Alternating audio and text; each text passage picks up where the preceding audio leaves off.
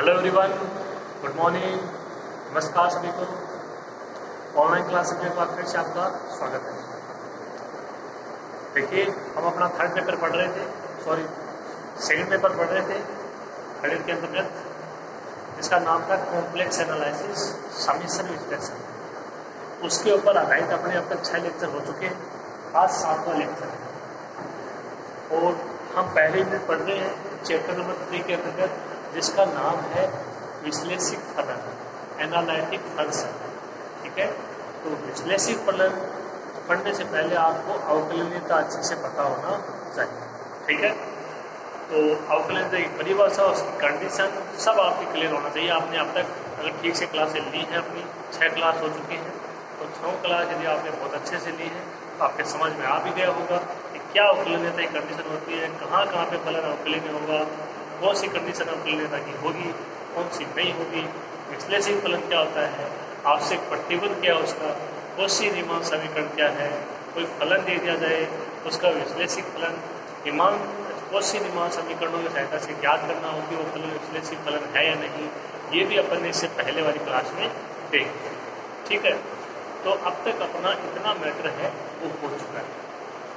Okay, तो हम उम्मीद कर रहे हैं कि आप कंटिन्यू क्लास ले रहे होंगे, अच्छे से पढ़ रहे होंगे, आपकी कोई दिक्कत नहीं आ रही है।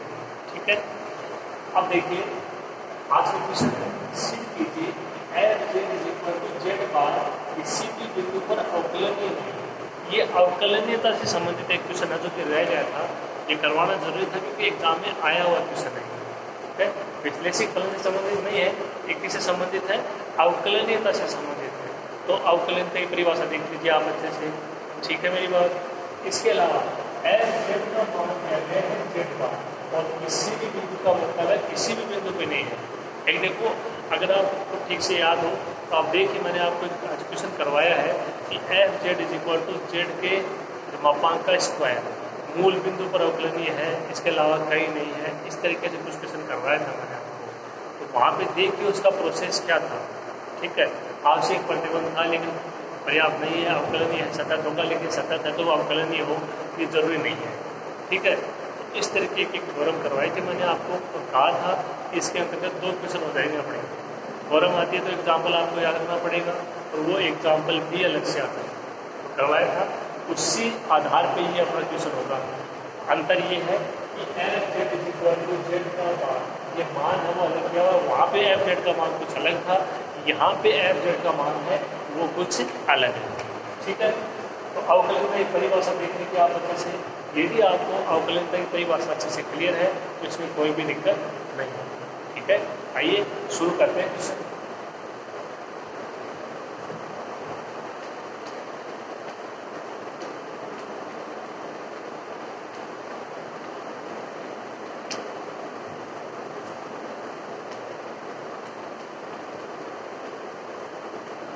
ये मान अपने को दिया गया है F Z is equal to Z बार।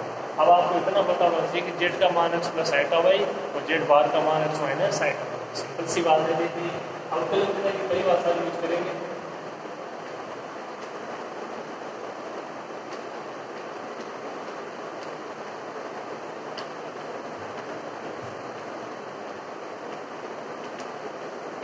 अवकलनीयता की परिभाषा Z limit del Z tends to 0 F Z plus del Z minus F Z upon Z. पहली कंडीशन थी जो अवकलनीयता का अपन ने मान लिखा था एफ डेल से, इसके बाद में पॉइंट लिया था कोई, उस पर था तो एफ डेल जेड का मान limit del Z tends to 0 F Z plus del Z minus F Z upon del Z. Okay, तो ये आपको पता होना चाहिए, अच्छी से परिभाषा करवाई हुई है। अब देखिए आगे आपको क्या करना है, जो आपका एफ जेड है उसका मान अप्लाई कर देंगे, इसकी सहायता से इसका मान अप्लाई कर देंगे, रिप्लेस करना है जेड को किससे, जेड प्लस डेल जेड से, और डेल जेड का मान आपको पता होना चाहिए। ठीक है, तो एक बार ये मान अप्लाई करते हैं। देखिए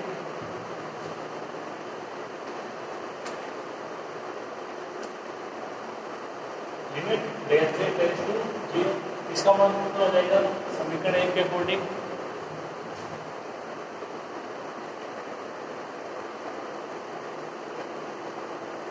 जेड प्लस डेल जेड का हाफ। एफ जेड का मान जेड बार, एफ है जेड प्लस डेल जेड का मान जेड प्लस डेल जेड का बार माइनस ये ऐसे कैसे Z bar upon F. Okay, हो जाएगा आसानी से, कोई दिक्कत नहीं होगी।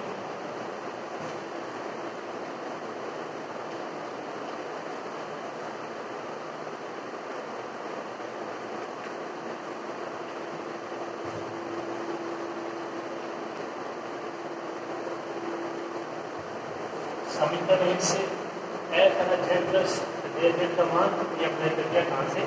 समीकरण 1 से। इसका कारण अब आपको कोई भी दिक्कत नहीं होनी चाहिए।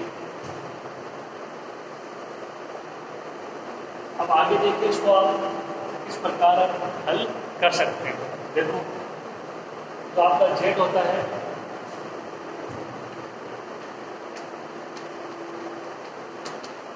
ये सिंपल मान है सर, आपको पता होना चाहिए, लेकिन फिर भी मैं लिख रहा हूँ जेड का मान एक्स प्लस एटा वाई और जेड मान का मान एक्स माइनस एटा वाई। यहाँ से डेल जेड का मान क्या हो जाएगा? Del X plus iota del Y. ऐसे मतलब है डेल आइटा वाई। ठीक है, हर चीज को लिखने का एक तरीका होता है। यहाँ से डेल जेड बार का मान क्या हो जाएगा? माइनस आ जाएगा del X minus iota del Y. ठीक है, इसका मान अप्लाई हो जाएगा आसानी से, इसका मान अप्लाई हो जाएगा, इसका मान अप्लाई हो जाएगा। ठीक है, इससे पहले देखो इसको भी आप और कर सकते हो जेड प्लस डेल जेड का जो होल पार है उसको क्या लिख सकते हो? अलग अलग पार लगा के लिख सकते हो, जेड पार प्लस डेल जेड का पार। तो ये सिंपल प्रॉपर्टी आपको सब बताई हुई है पहली क्लास के अंतर्गत। ठीक है ना, तो इसका यूज होगा सबकी सहायता से और यहाँ पे मान के आप करेंगे एफ प्लस जेड। ठीक है, आपको कुछ भी नहीं करना है। अवकलन तक पूछ रहा है, पहले क्वेश्चन को ध्यान में पढ़ो। ठीक है, कि क्या पूछ रहा है अपने को, तो केवल अवकलन से मतलब है, यहाँ पे उसमें से कलर से मतलब नहीं है। तो ये अवकलन की बड़ी भाषा। ठीक है, सारे मान आप अच्छे से जानते हैं। ओके, शुरू कीजिए।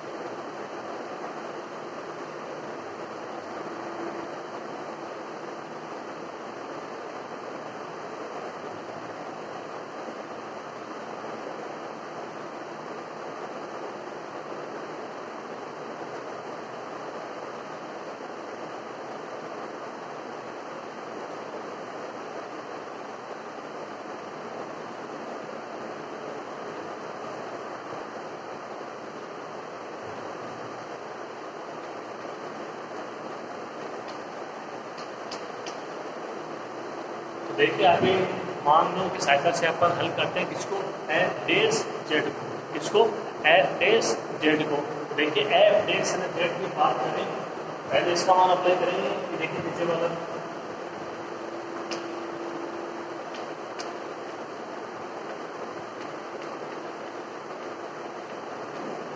इसका मान कितना हो जाएगा? ये Z bar plus del Z का बार, अलग अलग हो जाएंगे दोनों। Minus Z bar upon N, ठीक है।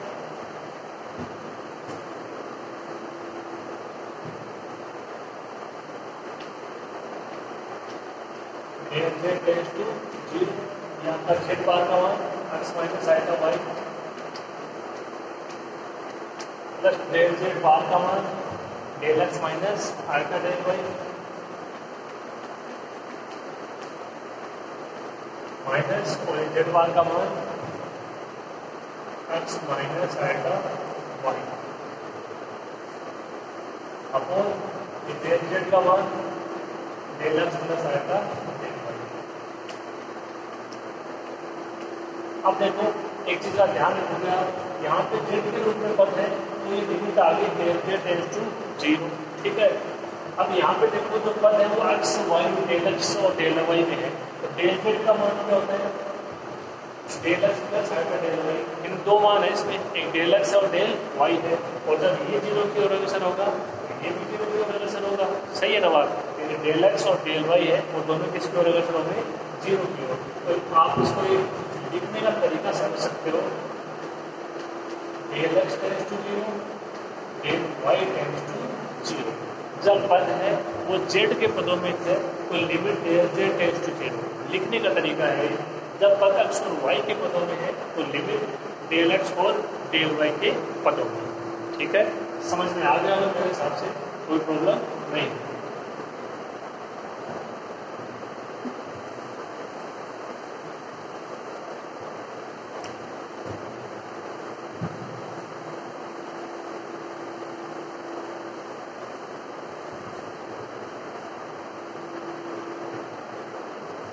इसको हल कर लेते हैं थोड़ा। Limit del X tends to 0 del Y tends to 0,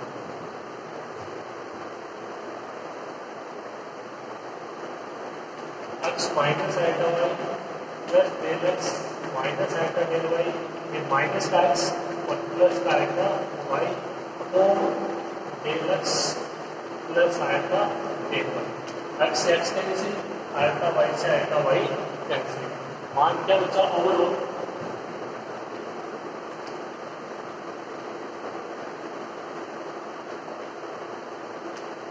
limit del X tends to 0 del Y tends to 0, और मान क्या बचा ऊपर क्या मान बचा del X minus iota del Y upon del X plus iota del Y. ये मान किसका आया एफ डेस जेड का, ये मान किसका आया एफ डेस जेड का मान है, ओके।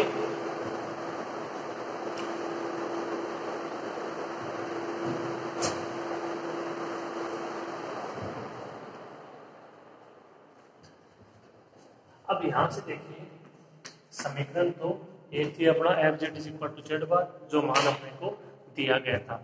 अब यहाँ से आगे क्या करना है, देखो जो एफ डेस जेड का मान है इसमें देखिए आपकी लिमिट है डेल एक्स और डेल वाई दोनों 0 की ओर है, तो अगर ये आप अप्लाई करते हो तब तो कोई मतलब नहीं निकलेगा 0/0 एन इतारी रूल। तो अपन इसके लिए दो कंडीशन काम में लेंगे, देखो del X tends to 0 del Y tends to 0, और ये कहाँ से आया जब डेल जेड टेंड्स टू 0, यानी डेल जेड है वो मूल बिंदु 0 की ओर अग्रसर है। डेल एक्स टेंड्स टू 0 कहाँ पे होगा वाई एक्स पे, del Y tends to 0 X X पे, तो एक बार एक्स एक्स के अनुदिश ले लेंगे, एक बार वाई एक्स के अनुदिश ले लेंगे, ठीक है। ठीक है, दो कंडीशन हो जाएंगी और दोनों से मान आएगा एफ डेस जेड का। यदि मान समान आता है, मान समान आ गया तो अद्वितीय हो जाएगा। देखो अवकलनीय परिभाषा क्या थी जो अपन ने शुरू में लिखा कि एफ डेस जेड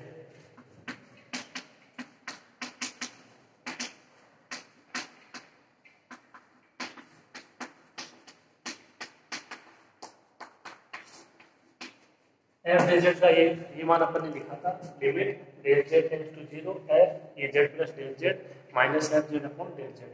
तो शुरू में जो अपन ने परिभाषा लिखी है आप उसको ध्यान से देखिए कि यदि ये लिमिट यानी एफ डेल जेड का मान है ये परिभाषित हो और अद्वितीय हो तो फलन क्या कहलाएगा, अवकलनीय फलन कहलाएगा एफ जेड फलन, ठीक है ना।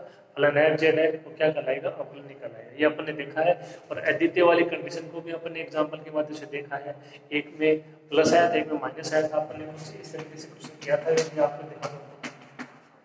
ए में प्लस ए में माइनस, कहा था कि सीमा अद्वितीय नहीं है, फलन अवकलनीय नहीं है। और उसके बाद अपन ने इसको मूल बिंदु रखा था कि भाई z बराबर 0, तो ये दोनों समान आ गए थे। तो अपन ने बोला था कि फलन है वो मूल बिंदु पर तो अवकलनीय है, लेकिन इसके अलावा कहीं भी अवकलनीय नहीं है। कुछ याद आ रहा हो? कुछ ऐसे अपने क्वेश्चन किया था। मेरे कहने का मतलब है कि अवकलन, कोई फलन अवकलनीय अपने को यहाँ पे दिखाना कि नहीं है, तो अवकलनीय होता है तो उसकी कंडीशन क्या होती है? ये जो आपकी लिमिट है, यानी ये जो मान है, ये परिभाषित होना चाहिए और ये अद्वितीय होना चाहिए। तो ये देखिए समीकरण 2 में अपने पास मान आ गया किसका? एफ डेश जेड का। किसका मान आ गया? एफ डेश जेड का। ठीक है, दो कंडीशन ले लेते हैं, वास्तविक अक्ष के अनुदिश, काल्पनिक अक्ष के अनुदिश। अगर दोनों से मान समान आता है फलन अवकलनीय हो जाएगा, अद्वितीय हो, समान नहीं आता है तो अवकलनीय नहीं होगा। ठीक है, प्रूफ हो जाएगा क्वेश्चन, सिंपल सी बात है। तो प्रत्येक कंडीशन आपको ध्यान में रखनी है।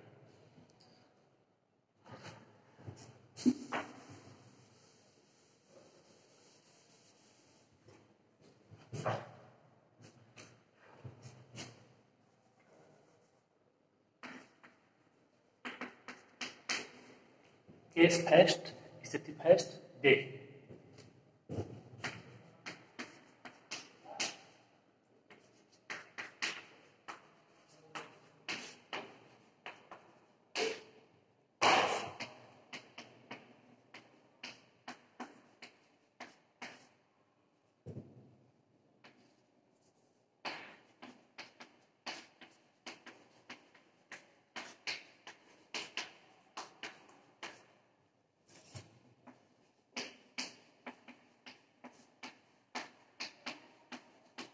तो पहली कंडीशन आपको पता है कि डी जेड है वो मूल बिंदु की ओर तो अग्रसर है, लेकिन वो किसके अनुदिश है?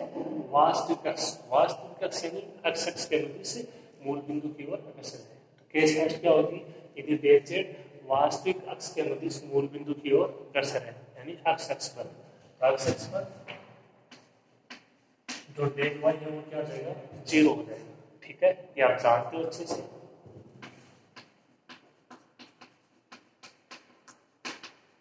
ये डेल जेड का मान होता है, इसको भी आप जानते हो अच्छे से। Del X plus iota del Y, यहाँ पे डेल वाई 0, डेल जेड का मान डेल एक्स। ठीक है, इसके अलावा यहाँ को डेल जेड के रूप में तो कोई पता है नहीं, लेकिन इसका भी आपको ध्यान में रखना है। अपने को केवल क्या करना है, ये मान ये अप्लाई कर देना है किसमें? समीकरण 2 में।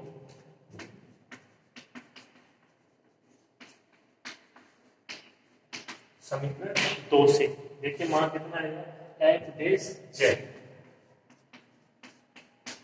एफ डेश जेड, ये डेल वाई हो जाएगा 0। देखो ये 0, ये 0 पूरा माइनस हो प्लस हो कोई फर्क नहीं पड़ेगा, मान बचेगा del X upon del X, मान हो जाएगा 1।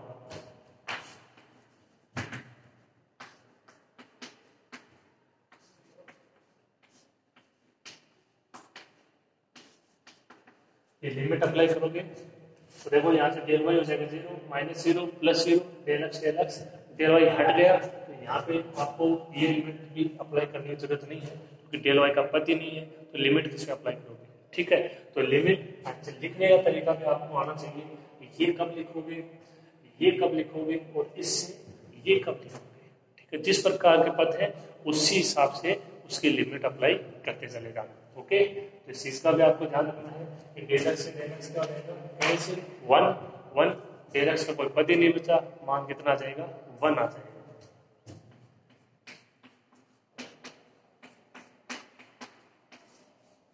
एफ डेश जेड का मान कितना आ गया? 1 आ गया, जब डेल जेड वास्तविक अक्ष के अनुदिश मूल बिंदु की ओर अग्रसर है। फलन एफ के अवकलनीय फलन एफ डेश जेड का मान कितना जाएगा? 1। दूसरी कंडीशन क्या होगी? जब डेल जेड है वो काल्पनिक अक्ष यानी वाई अक्ष के अनुदिश है, वो मूल बिंदु की ओर अग्रसर होता है। डेल एक्स का मान 0 यहाँ पे अप्लाई कीजिए, देखिए एफ डेश जेड का मान क्या आता है? वो इसके समान है, फलन अवकलनीय है, वो इसके समान नहीं है, फलन अवकलनीय नहीं है। ठीक है, सीधी सी बात है, लिख लीजिए आप इसमें।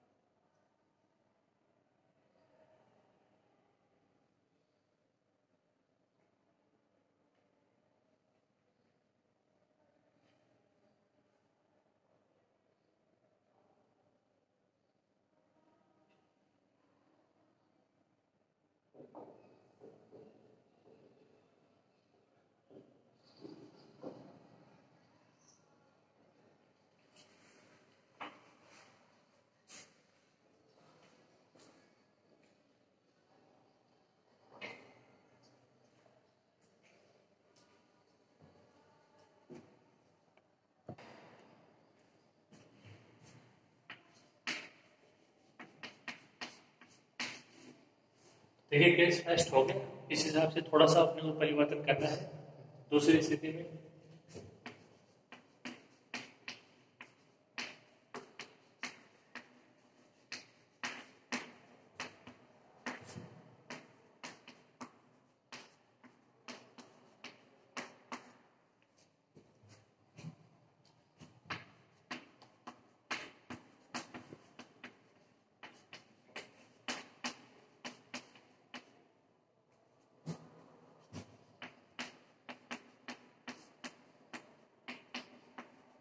तो यदि PZ की बात काल्पनिक अक्ष के अनुदिश क्या हो, मूल बिंदु की ओर अग्रसर हो। काल्पनिक अक्ष यानी y अक्ष, और y अक्ष पे अक्ष का मान 0, यहाँ पे डेल अक्ष का मान 0, डेल अक्ष का मान 0। इतना करने की आवश्यकता नहीं है क्योंकि जो f/z का मान है वो अक्सर y के पदों में है, z के पदों में नहीं है। अगर होता तो उसको अप्लाई करते थे समीकरण 2 से।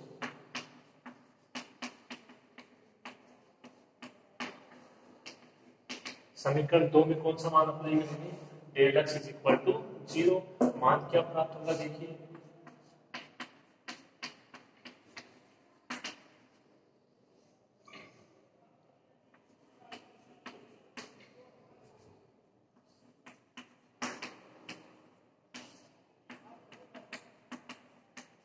तो देखिए डेल एक्स की जगह 0, ये माइनस आएगा डेल वाई प्लस आएगा डेल वाई।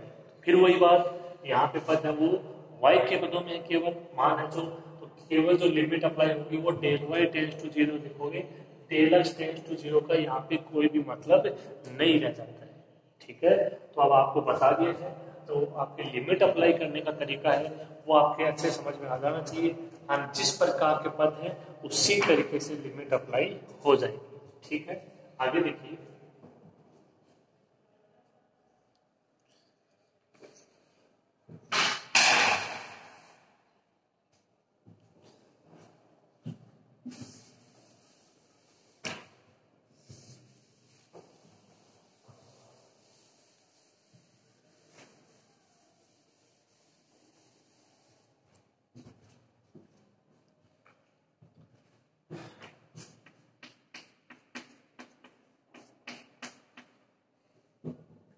तो यहाँ से देखिए आइटा डेल वाई से आइटा डेल वाई कैंसिल, मान कितना बचेगा माइनस का 1।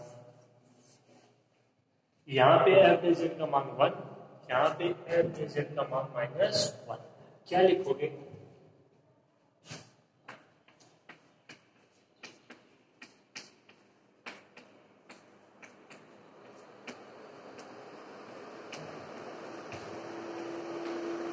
f/z का मान एडिटिव नहीं है। f/z का मान क्या है, एडिटिव नहीं है, और एडिटिव नहीं है तो इसका मतलब ये किसी भी बिंदु पर अवकलनीय नहीं है।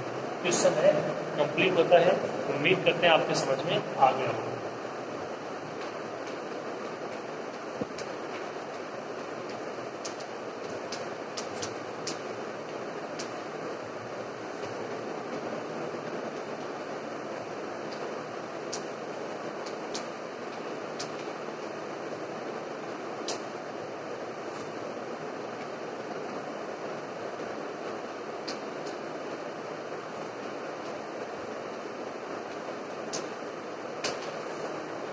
अतः दिया गया अवकलन है f(z) = z बार किसी भी बिंदु पर अवकलनीय नहीं है।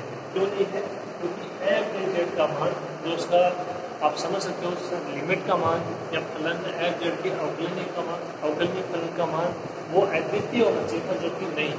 अकॉर्डिंग टू डेफिनेशन परिभाषा के अनुसार आप देख लीजिए वो समान आना चाहिए था। एग्जाम्पल भी आप करवा चुके हैं, समान नहीं आया वो, वास्तविक पर आया वो +1, काल में इसका आया -1।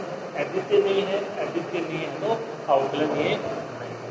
ठीक है, समझ में आ गया वो क्वेश्चन अच्छे से, कोई दिक्कत नहीं होनी चाहिए। ठीक है, तो ये एक अवकलनीयता का क्वेश्चन था, आसान सा क्वेश्चन था। ठीक है, समझ में आ गया होगा। ठीक, तो आप इसको कंप्लीट कर लीजिए, फिर आगे देखते हैं।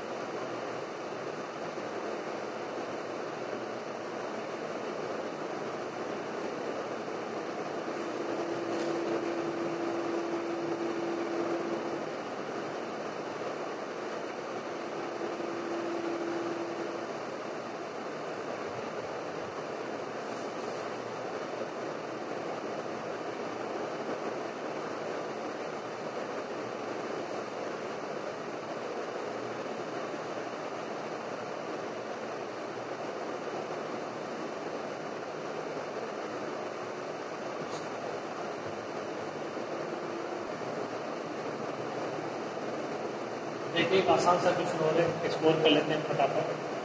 कीजिए कि फलन एफ जेड का मान दे रखा है sine x cos hyperbolic Y plus iota cos x sine hyperbolic Y सर्वथा सतत और विश्लेषण। वही बात, ऐसा क्वेश्चन है ना, हमने कल भी किया था विश्लेषण द्वारा। क्या सतत भी तो वही कंडीशन है जैसे एक्स और वाई सतत होंगे तो साइन एक्स कोस वाई भी क्या होता है, कोस हाइपरबोलिक वाई भी सतत हो जाएगा।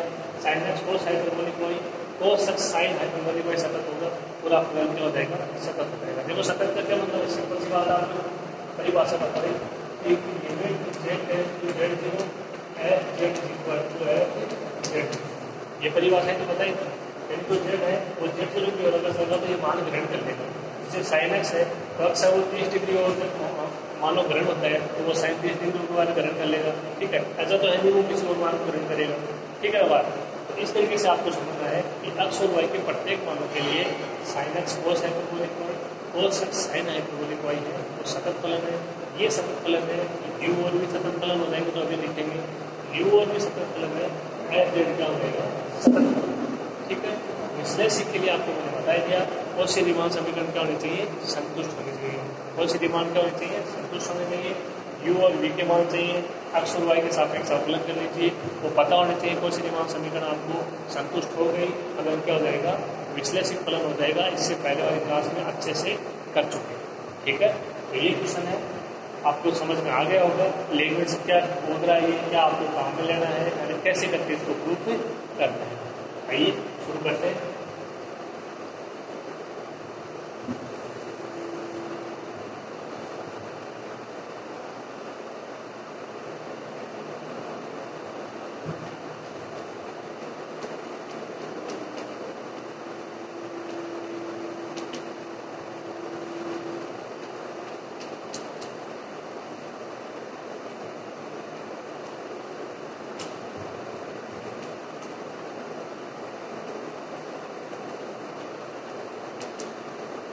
एफ जेड का मान sine x cos hyperbolic Y plus आएगा cos x sine hyperbolic Y and ये हम जानते हैं, हमने पढ़ा है कि F Z is equal to you plus आएगा V. F Z is equal to you plus आएगा वी। यू का मान पहचान लीजिए, वी का मान पहचान लीजिए। देखो यहाँ से यू का मान क्या हो जाएगा, sine x cos hyperbolic Y, ये वास्तविक भाग इसका, एंड आयता का गुणांक, ये आयता का गुणांक वी, वी का मान cos x sine hyperbolic Y. ठीक है, ये सतत वाली कंडीशन मिली तो मैंने अप्लाई करने क्या करूँगी,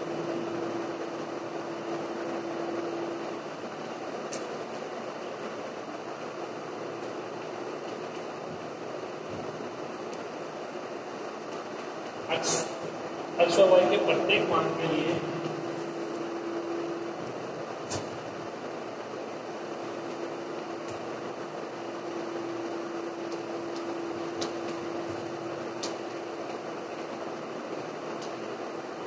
sine x cos hyperbolic y और cos x sine hyperbolic Y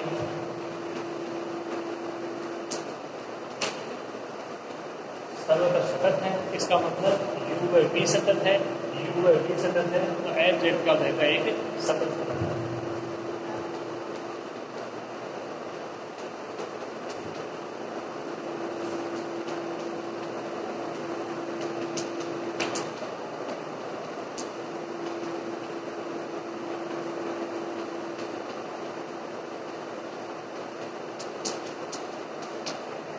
सतत होंगे फलन एफ जेड क्या हो जाएगा, सतत हो जाएगा। तो ये दो लाइन है, आप इसको लिख देना अपने हिसाब से।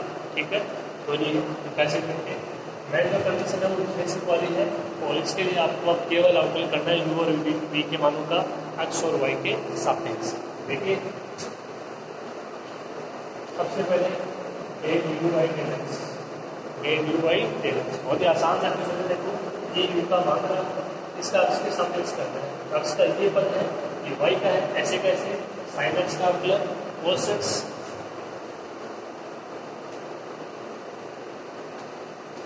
मान क्या हो जाएगा, cos x cos hyperbolic y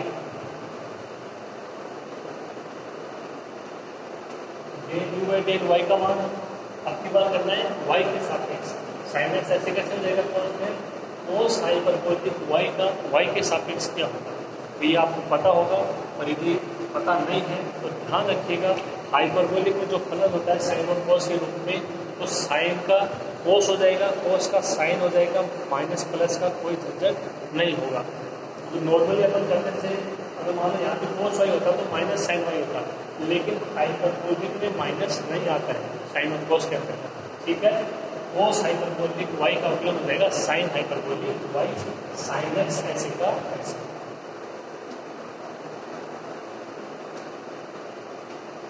del u by del y का मान कितना हो जाएगा, sine x sine hyperbolic Y.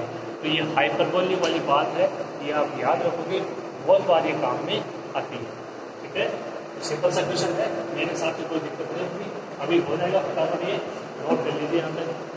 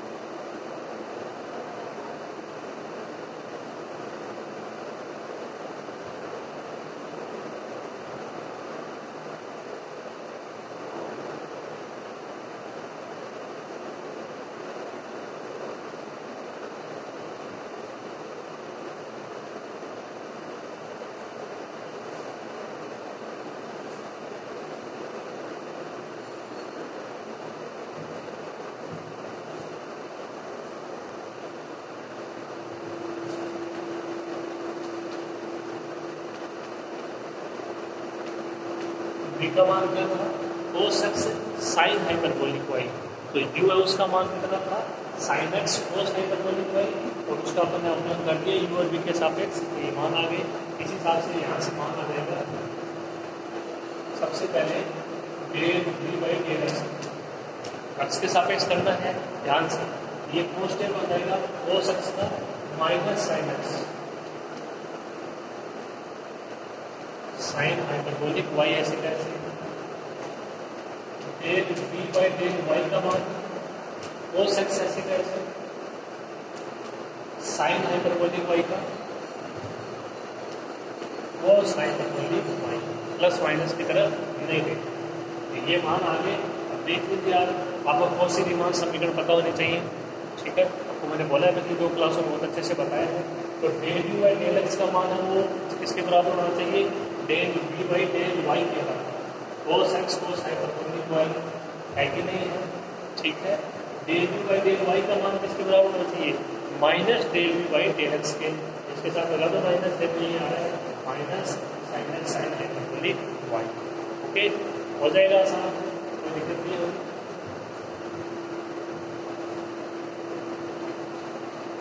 इसको आप ऐसे लिख सकते हो, del v by del x is equal to cos x cos hyperbolic y, तो ये मान किसका है, del v by del y का, तो रिजल्ट निकल के आ जाएगा यहाँ से, del v by del x is equal to del v by del, पहली कौन सी रीमान समीकरण, दूसरी del u by del y मान क्या है, sine x sine hyperbolic y, इसका मान होना क्या चाहिए, minus del v by del x, तो कैश कैसे लिख सकते हैं, माइनस माइनस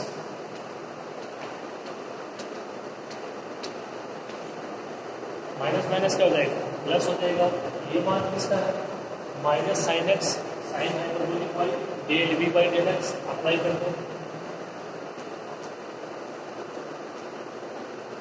ये माइनस और इसकी जगह del v by del x, del u by del y is equal to minus del v by del x.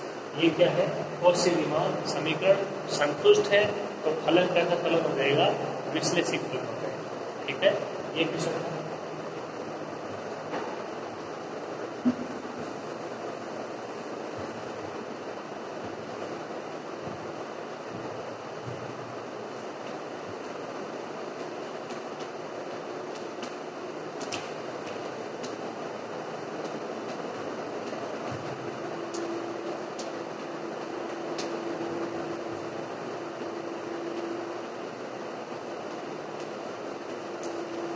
यहाँ से क्या लिखोगे? u तथा v कॉची रीमान समीकरण को संतुष्ट करते हैं। इसका मतलब फलन एफ जेड क्या हो जाएगा? एक विश्लेषित फलन हो जाएगा। एफ जेड का मान u और v के पदों में है। स्टेटमेंट देख लीजिए अच्छे से। एफ जेड के विश्लेषित होने का आवश्यक प्रतिबंध उसमें ये वही है कि फलन एफ जेड विश्लेषित होगा यदि u और v कॉची रीमान समीकरणों को संतुष्ट करेंगे। ताकि u और v क्या है? F Z is equal to you plus iota v। तो स्टेटमेंट है वो बहुत अच्छे से क्लियर होना चाहिए।